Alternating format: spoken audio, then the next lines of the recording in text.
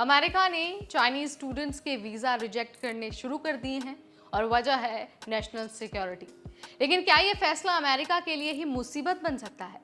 दरअसल जो students innovation और रिसर्च में यूएस की बैकबोन माने जाते हैं, उन्हीं को बाहर करना, क्या ये फैसला सही है? आज इस वीडियो में हम बात करेंगे कि कैसे ये वीज़ा पॉलिसी अमेरिका के ही पैरों पर कुल्हाड़ी मारने जैसा हो सकता है। इसके अलावा हम आपको ये भी समझाएंगे कि आखिर ये पूरा मसला क्या है और ट्रम्प सरकार चाइनीज स्टूडेंट्स के वीज़ा रिजेक्ट क्यों करना चाहती है। हाय एवरीबॉडी, मेरा नाम है Neha Upadhyay and you are watching NBT tech ed. तो सबसे पहले यही बात कर लेते हैं कि आखिर ये जो पूरा मामला है वो क्या है।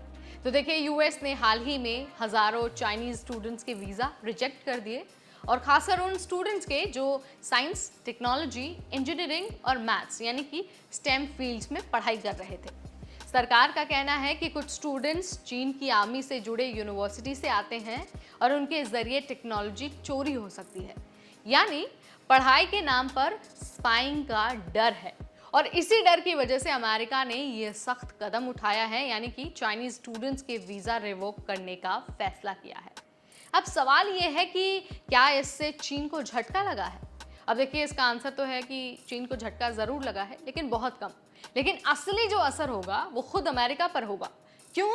क्योंकि अमेरिका में हर साल 3 लाख से ज़्यादा इंटरनेशनल स्टूडेंट्स पढ़ाई के लिए आते हैं, जिनमें सबसे बड़ी तादाद होती है भारतीयों की और चीनी छात्रों की।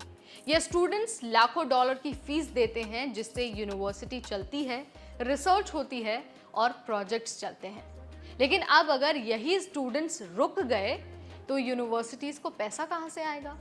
हार्वर्ड, एमआईटी और स्टैनफोर्ड जैसे जो कॉलेजेस हैं, उनके कई रिसर्च प्रोजेक्ट्स में चीनी स्टूडेंट्स होते हैं, यानी कि जो चाइनीज स्टूडेंट्स हैं वो उन सब वहाँ पर इनरोल होते हैं। उन स्टूडेंट्स का न आना मतलब लैब्स का खाली होना है। मतलब अमेरिका खुद ही अपने ब्रेन टैलेंट को रोक रहा है। अब जरा सोचिए, आखिर अमेरिका को ग्लोबल लीडर क्यों माना जाता है? इसलिए माना जाता है क्योंकि इनोवेशन, रिसर्च और टेक्नोलॉजी में अमेरिका बहुत आगे है और इसमें इंटरनेशनल स्टूडेंट्स का जो माइंड है वो सबसे ज़्यादा इन्वॉल्व होता है। यानी कि इंटरनेशनल स्टूडेंट्स की वजह से अमेरिका को ग्लोबल लेवल पर लीडर माना जाता है। गूगल के सीईओ सुंदर पिचाई और माइक्रोसॉफ्ट के सत्य नडेला, ये सभी बाहर से आए लोग हैं। अगर वीज़ा बैन की पॉलिसी इसी तरह चलती रही तो टैलेंट अमेरिका आने से डरेगा और जो पहले से वहाँ पर हैं वो भी निकलने की सोचेंगे। फायदा? अब देखिए, चीन का नहीं बल्कि कनाडा, ऑस्ट्रेलिया और यूरोप को फायदा होगा, क्योंकि वही लोग अब वहां पर जा रहे हैं और अमेरिका पीछे छूट रहा है। अब बात करते हैं एक और लेवल पर नुकसान की। यानी कि अमेरिका की इमेज की बात कर लेते हैं। तो देखिए, अमेरिका हमेशा खुद को एक ओपन, लिबरल और डेमोक्रेटिक देश कहता है, लेकिन अगर वो सिर्फ किसी एक देश के स्टूडेंट्स को टारगेट करेगा तो क्या ये भेदभाव नहीं है? तो देखिए, दुनिया सारी चीज़ें देख रही है और ये सवाल पूछ रही है कि क्या अमेरिका अब डर के फैसले लेने लगा है? अब ज़रा हम सीधी सी बात कर लेते हैं कि भाई, ये जो फैसला लिया गया है वो अमेरिका के गले के पास क्यों बन सकता है? तो देखिए, इसका सिंपल आंसर है। सबसे पहले तो टैलेंट बाहर से नहीं आएगा, यानी कि जो इंटरनेशनल स्टूडेंट्स हैं वो नहीं आएंगे।